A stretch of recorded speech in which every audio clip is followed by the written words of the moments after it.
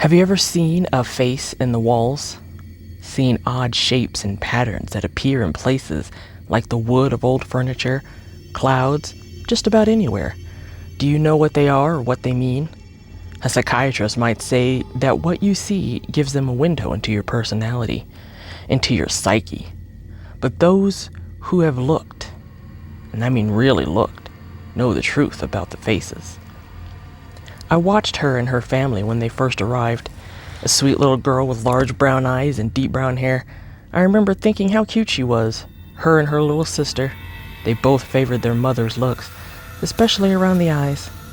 I didn't see the father. There's no telling what could have happened to him. And it's not like I could pry. I watched through the window of what used to be my unique little cottage at the base of a hill with window boxes and a veranda. At some point, someone added a white picket fence and painted it a bland dirt color. I guess that was an easier sell than Dr. Seuss colors. It was so cute and picturesque, right down to the large oak tree in the front. A moving van had pulled up before them and unloaded quite a bit. The lady across the street had let them in a few minutes prior and stood outside watching them when they arrived. She exchanged pleasantries with the mother while the girls stood next to their minivan. I could hear the oldest girl start to complain. "I hate this house," the 8-year-old whined. "Why did we have to move?"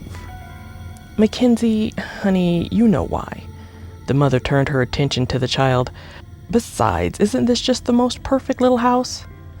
"Sure, Mom," Mackenzie replied, holding her stuffed bear close to her.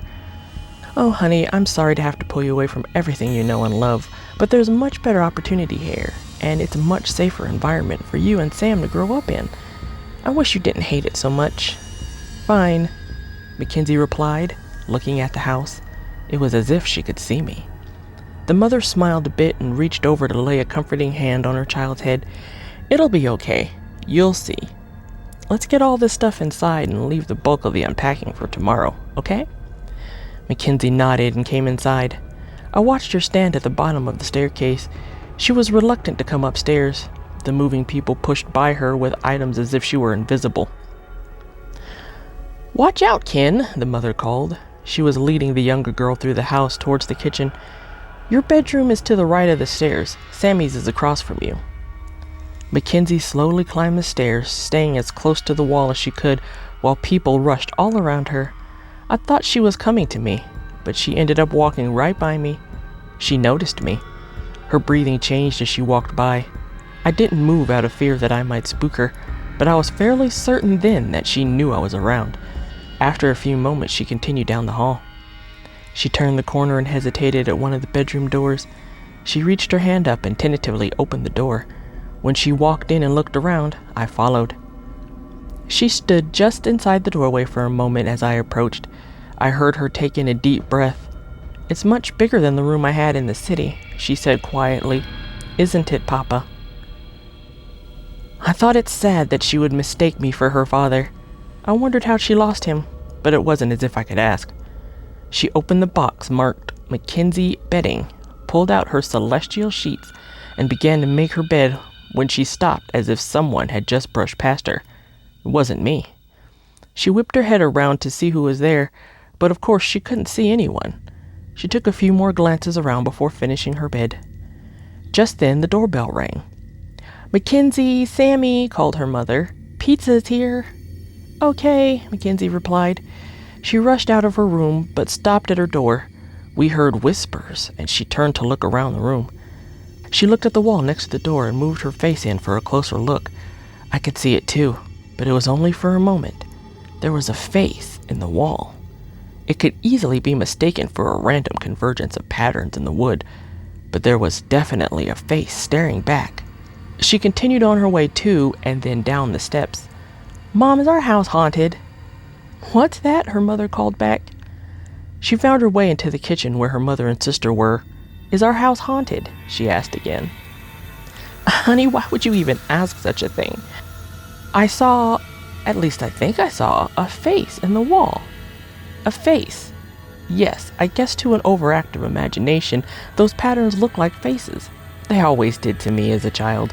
There were also faces in the clouds, the side of trees, even the moon." "No, Mom, not something that looks like a face, but an actual face on my wall. It moved and everything. It smiled at me. Oh, Mackenzie, really? It's true, Mama. Honest. Kenzie, don't scare Sammy with this talk. A face? Really? Asked Sammy. She sounded more excited than scared. Kids these days. Don't worry about it, Mackenzie replied. It's nothing. After pizza and a movie, the family was ready for bed. Watching them made me feel like I was part of a family of my own again. Mackenzie walked slowly to her room. She was either scared or curious.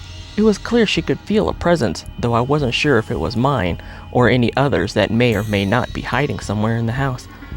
After closing herself in her room, she started to stare at the patterns on the door as the shape of the face slowly appeared.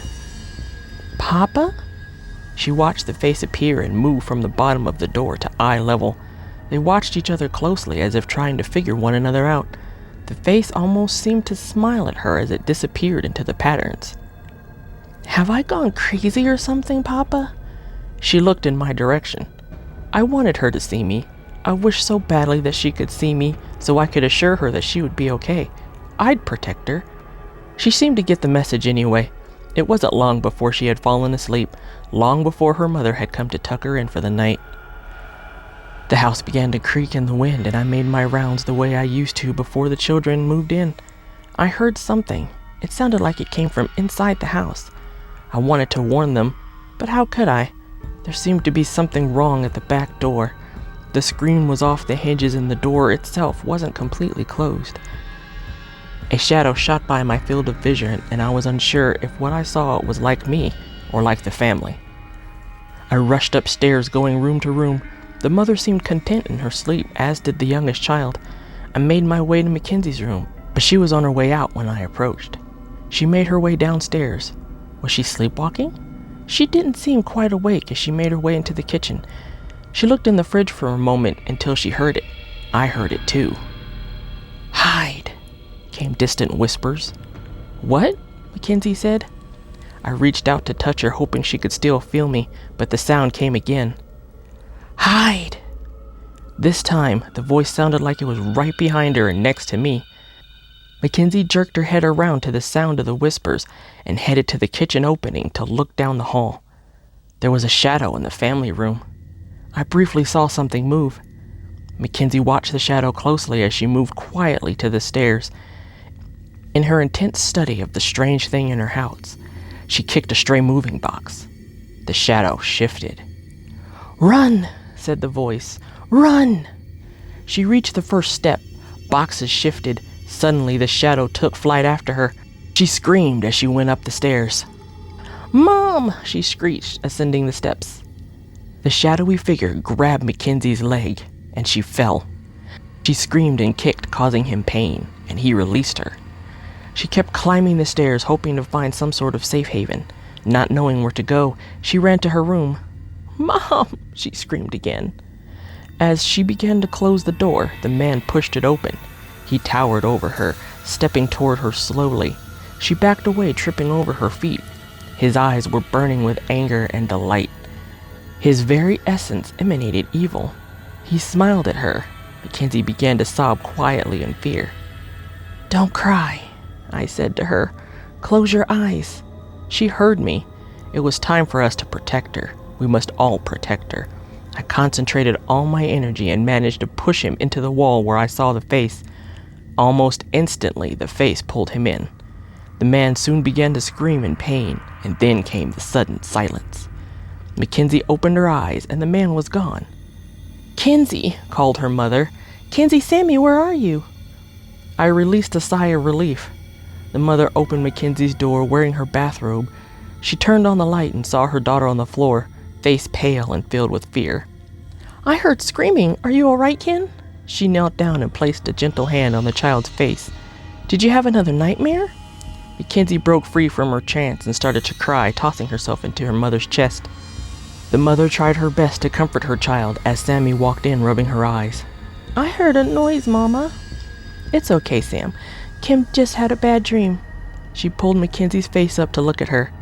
How about we all sleep in my bed tonight? Mackenzie nodded. She looked around the room. I walked by her and drew her attention to the patterns in the wall next to the wooden door. The face formed itself and smiled at her. Mackenzie smiled back. The face moved upward, and behind it pulled the face similar to that of the man who attacked her. The next morning, the family made their way downstairs and saw the boxes thrown around. "What happened down here?" the mother asked. "Someone broke in, Mama," said Mackenzie, "but he's gone now. The face is protecting me."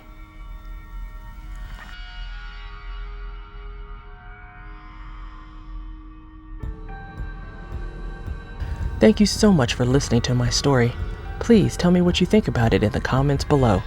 And if you like this video, please leave a like on this video.